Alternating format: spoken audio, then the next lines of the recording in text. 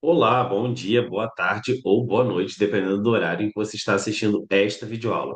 Mais uma videoaula de Química e agora nós vamos estar aprendendo através da videocorreção todos os assuntos que vão estar caindo na P1 da primeira série do ensino médio do Colégio Adventista de Macaé. Então, alunos, vocês tentem fazer a revisão antes de estar assistindo esse vídeo, que será postado no meu canal e também o link compartilhado no eClass, ok? Bom, gente, vamos lá que a gente vai ter a oportunidade agora de fazermos o gabarito comentado. Se você não tem tempo de assistir esse gabarito comentado, que durou ali no nono ano, que eu já fiz mais ou menos meia hora, você pode também fazer o download dele, que também vai estar disponível no eClass, e já fazer a conferência rápida. Mas vai ser muito proveitoso se você assistir a videoresolução passo a passo, para que você possa estar realmente aí aprendendo qual que seria o raciocínio lógico a ser desenvolvido em cada uma das questões. Então vamos lá para a nossa primeira questão, que diz o seguinte: é uma questão do módulo 1, tá bom? E ela fala assim: há uma polêmica quanto à autoria da descoberta do gás oxigênio no século XVIII. Consta que a descoberta foi feita por Priestley, cabendo a Chile a divulgação pioneira de sua existência, e a Lavoisier seu batismo com o nome oxigênio. A descrição de suas propriedades e a constatação de sua importância na combustão e nos processos vitais. Bom, então o cara aí que foi o determinante foi o Lavoisier, né? Porque ele fez a descrição das propriedades do oxigênio, a constatação da importância na combustão e nos processos vitais. A descoberta do oxigênio possibilitou a Lavoisier o estabelecimento de uma importante lei. Olha só, Lavoisier estabeleceu então uma importante lei. Preste atenção nisso. E a revogação de uma teoria que são, respectivamente. Bom, aqui a lei descoberta por Lavoisier é a lei da conservação das massas, ok, gente? Ele falava que a soma da massa do reagente é igual à soma da massa do produto, quando eu tenho uma reação de combustão ocorrendo num sistema fechado, ok? Num sistema em que os gases que são liberados da combustão, eles ficam aprisionados no recipiente em que está havendo a combustão, porque senão haveria uma perda de massa, porque os gases se dispersam para a atmosfera. E a revogação da teoria, essa teoria aqui que explicava a combustão de materiais, era o que nós chamamos de teoria do flogístico, ou teoria do flogisto, ok? E aí, o que que se dizia a teoria do flogístico ou teoria do flogisto? Que os materiais eles só entravam em combustão se eles tivessem um elemento natural chamado flogístico, que possibilitava esse material sofrer a queima. Então, a correta aí seria a nossa letra D de dado, lei da conservação da massa e teoria do flogisto ou do flogístico, tá? Nós aprendemos flogístico, né? Mas também pode ser flogisto, tá bom? Tem alguns livros aí, algumas questões que chamam de flogisto. Bom, letra D de dedicação, de disciplina, de Deus. Já começamos bem. Vamos então para a nossa segunda questão, que diz o seguinte: no nosso cotidiano, acontecem geralmente coisas que servem para ilustrar determinados estudos teóricos. A contextualização é um meio muito utilizado para enriquecermos nosso conhecimento. As figuras a seguir mostram elementos que exemplificam essa ideia. Observe-os. Então tem a primeira imagem aí. É verdade que o ar tem peso? Aí a menina, veja só. E ela colocou uma bola de futebol cheia com certos pezinhos, e aí, do nada, ela esvaziou, furou a bola, não sabemos o que aconteceu, mas o que aconteceu é que a bola se tornou mais leve do que esses pezinhos, né? Então ficou desequilibrada aí a balança.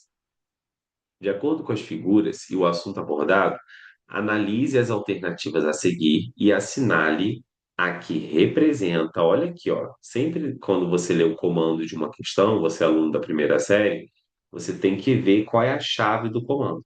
Assinale a que representa os passos correspondentes à experimentação, que é uma das etapas do método científico, evidenciada no desenvolvimento de uma pesquisa científica.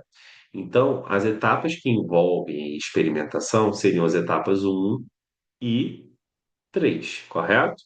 Então, 1 e 3 é a nossa letra C de casa. Tudo bem, gente? Certo? A primeira é uma hipótese, certo? Bom, vamos então à nossa próxima questão aí, que é a questão número 3, certo? A hipótese com uma dúvida, né, ali, né? Vamos pensar assim, questionamento. Bom, a atriz fala assim: na nossa casa, a todo tempo, no nosso dia a dia, manipulamos materiais que, dependendo de sua utilidade, podem ser classificados como corpo ou objeto. Na sala de estar de uma casa estão copos e uma jarra de água na mesa. Na lixeira da cozinha, há alguns cacos de vidro. No banheiro, temos escovas de dentes e também pedaços de papel higiênico utilizados na lixeira. Em relação aos termos destacados no relato acima, marque a alternativa que corretamente os descreve. Então, a gente tem que lembrar a diferença aí entre um corpo e um objeto. O corpo é quando eu tenho uma porção da matéria sem utilidade, ok? Sem utilidade específica para o ser humano. Já o objeto já é uma porção da matéria com utilidade, ok? Lembrando que essa utilidade é uma utilidade específica para o ser humano. Então, os corpos são corpos? Não, são objetos, né? Servem para pegar e armazenar momentaneamente líquidos, etc. A jarra é um objeto? Sim, assim como os corpos armazenam, né, líquidos, claro, com um volume maior, mas armazenam, né? Os cacos de vidro são objetos? Não, são corpos. Os cacos de vidro não têm uma utilidade específica. Os pedaços de papel higiênico são objetos? Não, são corpos, já foram utilizados, estão na lixeira. Todos os materiais classificados são classificados como corpos. Então, muito tranquila a questão 2. Vamos então agora, a questão 3, aliás, né? Vamos então agora à questão de número 4, que diz o seguinte: a prata é um metal precioso por sua alta condutividade elétrica, propriedades antimicrobianas e ampla utilização em joias, eletrônicos e aplicações médicas. Ela apresenta temperatura de fusão 962 graus Celsius. Você sabe por que a prata escurece com o uso? Porque em algumas pessoas a prata escurece e em outras não. O que escurece a prata é uma camada de sulfeto de prata, Ag2S, uma substância formada na reação criada quando a prata entra em contato com compostos de enxofre, com gases gerados pela queima de combustíveis de veículos, ácido úrico e suor. Os termos sublinhados no texto são respectivamente. Quando tem esse advérbio, essa palavra aí, respectivamente, quer dizer que é na ordem que eles são mencionados. Então, aqui a gente tem a prata. A substância prata é o metal puro, é o Ag. Então, quer dizer que é uma substância pura. No caso aqui, simples ou composta. Como só tem um elemento, é uma substância pura simples, perfeito? Como é que eu sei que só tem um elemento? Cada letra maiúscula é um elemento. Logo depois vem aqui o quê? Temperatura de fusão.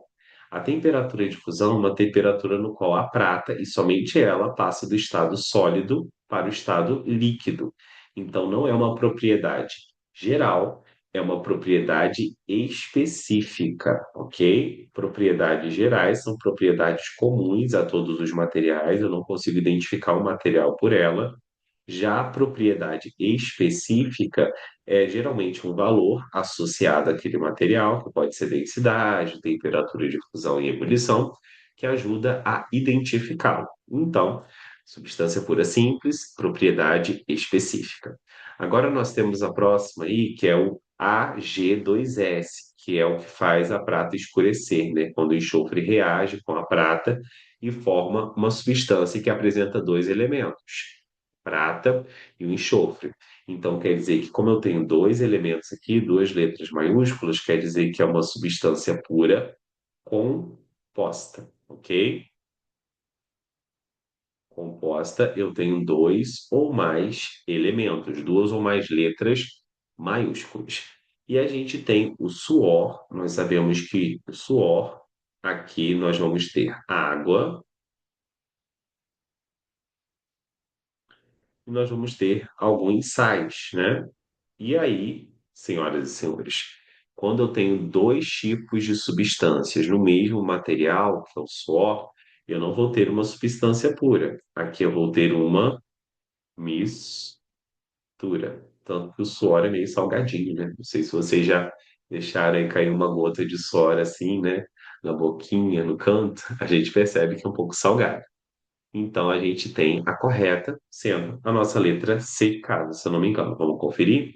Substância pura simples, propriedade específica, substância pura composta e uma mistura. Tudo bem? Bom, vamos então à nossa próxima questão, que é a questão de número 5, que diz o seguinte: a incineração é um processo utilizado para eliminar resíduos perigosos por meio de alta temperatura, de 900 a 1250 graus Celsius. Também pode ser incinerado tudo que, sendo orgânico, já não é utilizável ou reciclável. Muitos materiais podem conter vírus, como aqueles provenientes de hospitais, como agulhas e ampolas de vidro para coleta de sangue e algodão. Outros podem ter substâncias tóxicas, como agrotóxicos, armazenadas em frascos de polipropileno, que é um tipo de plástico. Ainda podemos considerar os fertilizantes, que apesar de não serem tóxicos, podem conter certas impurezas, podem conter, aí desculpe o segundo podem aqui, podem conter impurezas tóxicas, como Cd, que é o metal cádmio, Pb, que é o metal chumbo, e o Cr, que é o metal cromo. Analise a tabela abaixo contendo elementos que foram incinerados. Então, o vidro que está presente nas ampolas, geralmente em hospitais são incinerados materiais hospitalares, tá bom? Porque eles têm vírus que podem contaminar outras pessoas que manipulam esses materiais. O aço inox, que está ali as agulhas e os bisturis. A melatinona, que é um agrotóxico, também é incinerado, geralmente os reservatórios de agrotóxicos e o nitrato de amônio, que é um fertilizante. Quais das substâncias da tabela acima seriam eliminadas como poluentes? Olha só, seriam eliminadas como poluentes atmosféricos gasosos pela chaminé. Bom, então a gente tem o seguinte: a incineração ela acontece numa temperatura de 900 a 1250. Se a temperatura de ebulição dessa substância for menor que 900 a 1250, ela não vai passar para o estado quê? Para o estado gasoso. E aí não vai ser eliminado como poluente atmosférico. Agora, se a temperatura for menor, aí sim ela vai ser eliminada como poluente atmosférico. Então, olha só, para ser eliminado como poluente atmosférico, quer dizer que tem que entrar em ebulição. Então, a temperatura de ebulição da substância precisa ser uma temperatura menor que 900 a 1250, porque aí ela vai entrar em ebulição. Se for uma temperatura maior, ela não vai sofrer ebulição. Então, a gente vai perceber aqui que as substâncias que apresentam temperatura de ebulição menor que a temperatura da incineração do forno que está acontecendo aqui, ó, a incineração, vão ser a melatinona, 512, e o nitrato de amônio, 210. Então, as substâncias que vão ser eliminadas como poluentes atmosféricos serão melatinona,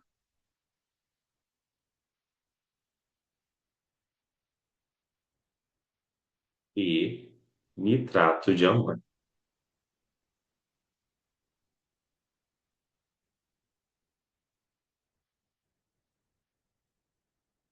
Gente, bom, vamos então à nossa próxima questão, que é a questão 6, que diz o seguinte: um laudo de análise de laboratório apontou que amostras de leite de uma usina de beneficiamento estavam em desacordo com os padrões estabelecidos pela legislação.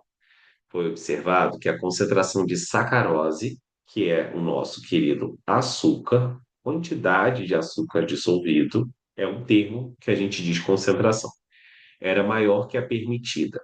Mencione qual propriedade específica desse material foi analisada pelo laboratório para que o laudo apresentasse essa conclusão, discursando sobre qual modificação ocorreu com seu valor pela adição de sacarose.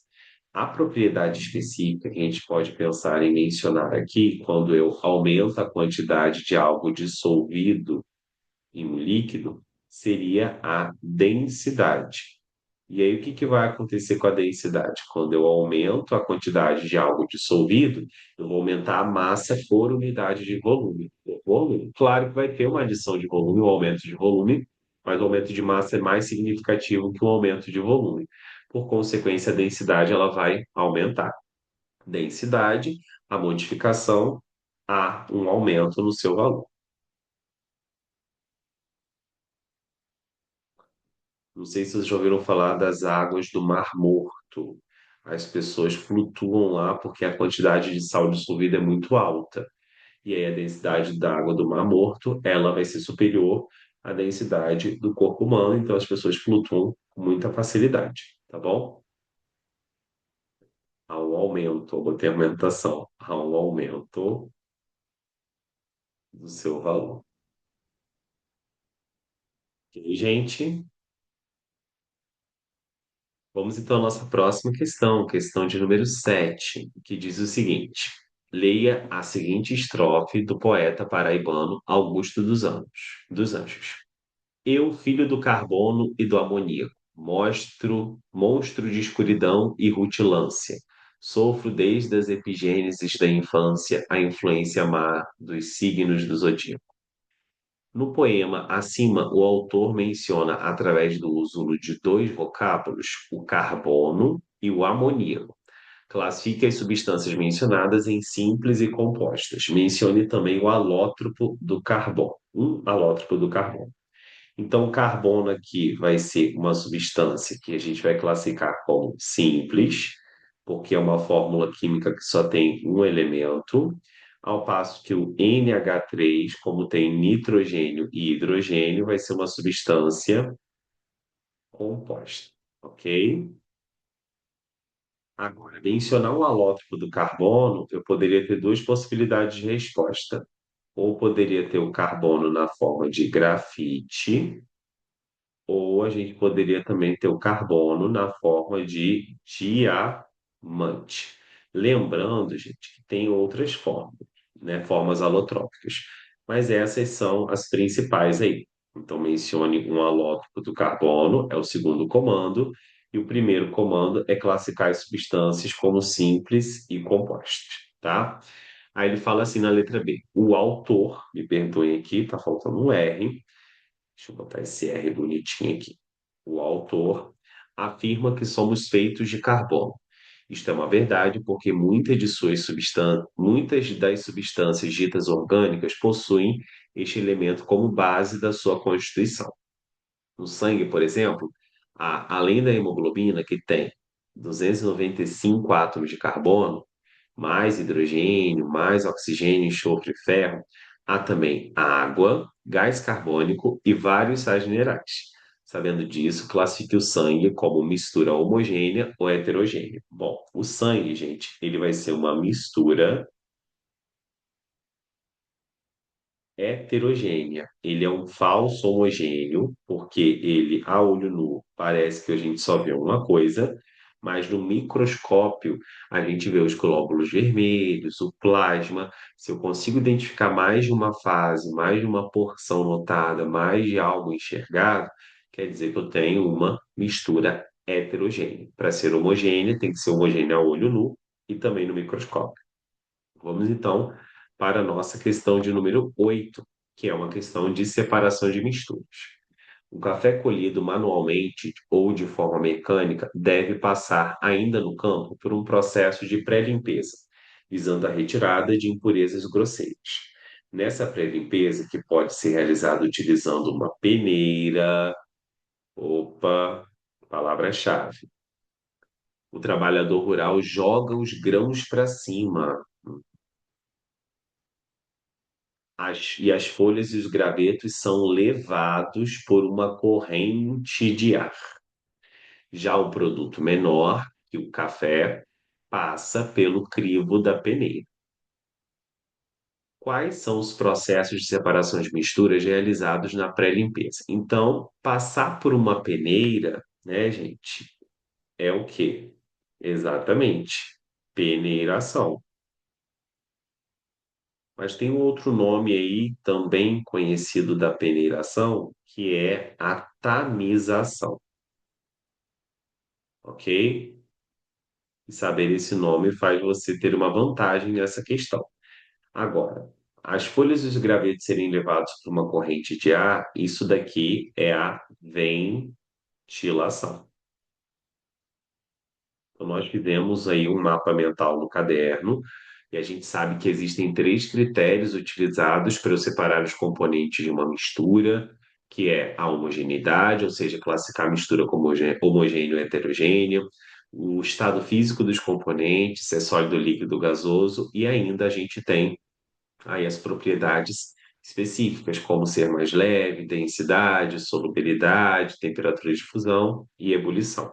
Então, o gabarito aí seria ventilação e tamização, letra B de bola. Vamos então agora para a questão de número 9, que diz o seguinte: água pura, ou seja, isenta de sais minerais e quaisquer outras substâncias dissolvidas, é muito utilizada na indústria farmacêutica para a produção de medicamentos. Ela também é utilizada em muitos processos industriais de produção de alimentos para hipertensos, pois está isenta de sais minerais à base de sódio. Qual o nome do processo de separação de misturas utilizados na produção desse tipo de água? Que tipo de água? Água pura. Ele quer saber o nome do processo de separação de misturas. Então, se eu tenho água com algumas substâncias sólidas dissolvíveis, como sais minerais, à base de sódio, e eu quero retirar esses sais minerais, eu quero separar então uma mistura homogênea entre um sólido e um líquido. E aí, se eu quero separar essa mistura homogênea entre um sólido e um líquido, a gente vai ter o processo de destilação simples. Se fosse uma mistura homogênea entre dois líquidos, como água e álcool, aí a gente teria a destilação fracionada, ok?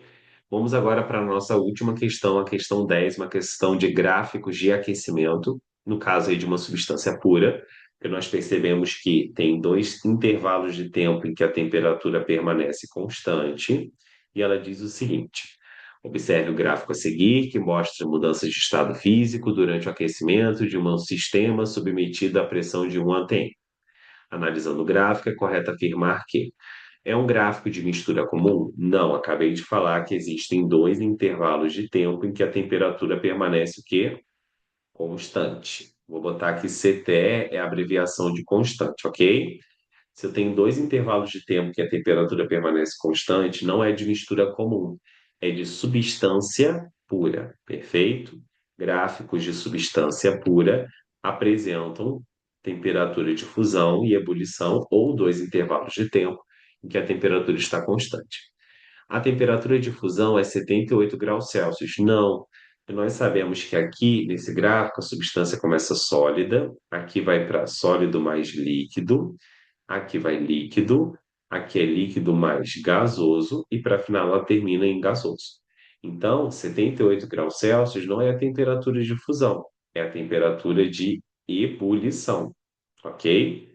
Agora, menos 112, sim, como está acontecendo a passagem do líquido para o sólido para o líquido, perdoe, quer dizer que é a temperatura de fusão aqui. Então, ele trocou.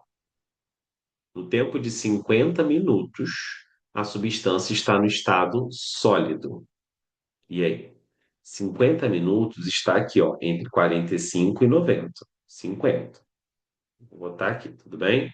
50 quer dizer que ela está no trecho que corresponde ao estado que, gente? Ao estado líquido, perfeito? O L aqui, ó. Então tá falso. Então só pode ser a letra E, né? A 90 graus Celsius, a substância está no estado gasoso. Perfeito, 90 graus Celsius é aqui, um pouco acima dos 78.